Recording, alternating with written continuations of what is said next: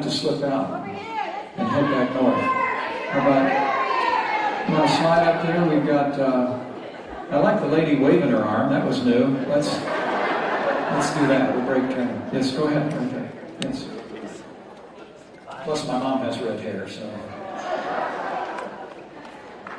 Well, thank you so much for coming to Tucson.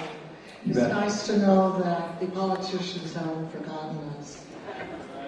My question is, as a Christian, I've found that the decline of our country has come about from banning prayer in schools. And thus it's created a problem across our country with them taking the Ten Commandments off our walls, taking anything in our courthouses that reflects God. What I'd like to know is there any chance for us to restore prayer in schools?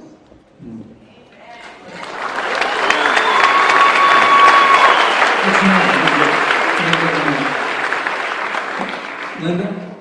Thank you, Linda. Thank you for your testimony, and thank you for cherishing our freedom.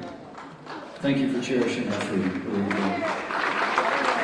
know, what I can tell you is, I want to tell you a story about the freedom of religion involving Donald Trump. It's something I'm very excited about. But let me just say, I promise you, because we've talked about it, you've seen the list of people at Hill Point. These are decisions that will be made by the Supreme Court of the United States, right? Donald Trump is going to appoint justices to the Supreme Court in the tradition of the late and great Justice Antonin Scalia.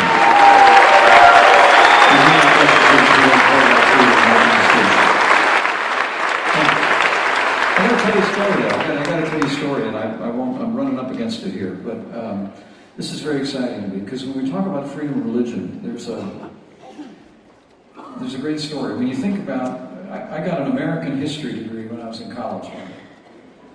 I focused on the American founding, okay?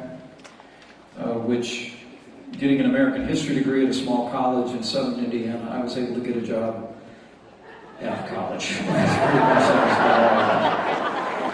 But I have a passion for history. My kids will tell you on the bedstand by my, in our bedroom, there's just a stack of history books I'm reading all the time. But I'm so fascinated with the American founding. And when you study the American founding, when you look through American history, the role of people of faith from before this nation was founded has been critical to every major change that's happened. Think about it. I mean, most of the great speeches for American independence, maybe not most, but many of the speeches that passed around those colonies in pamphlets were actually sermons. Okay?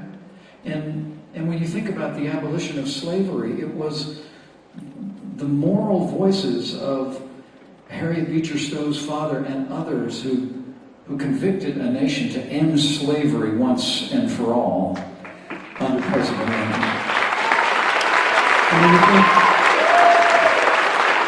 And I stood in the pews at Dr. Martin Luther King's church in Montgomery, Alabama, and heard people from that time in that movement tell me that they meant to pray, they meant to sing, and it was the moral voice of faith that drove us toward a more perfect union in the civil rights movement in the 1960s. And yet, now this is where Donald Trump comes in. Because it turns out, back in 1954, a senator named Lyndon Johnson added a provision to our Internal Revenue Code that essentially prohibits tax-exempt organizations from endorsing or opposing a candidate, specifically churches. Right? Now here's the story. I love this story. And Donald's told me more than once. Tell people about that.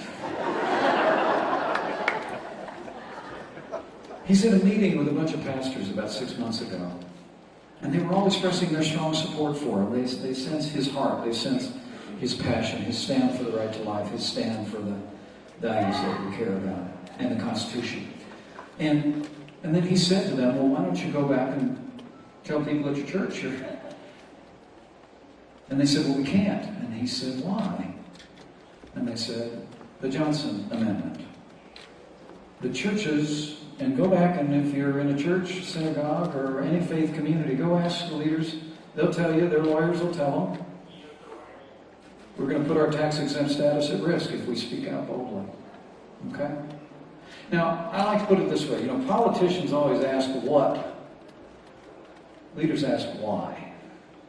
And Donald Trump asked why. Why does it have to be that way in a nation where the freedom of religion is enshrined as our first freedom in our First Amendment? And so we went to work.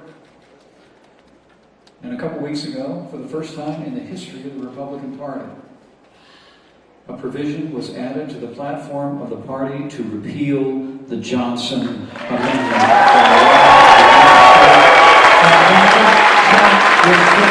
For the freedom of men and women of faith to speak their minds in every community of faith in this country.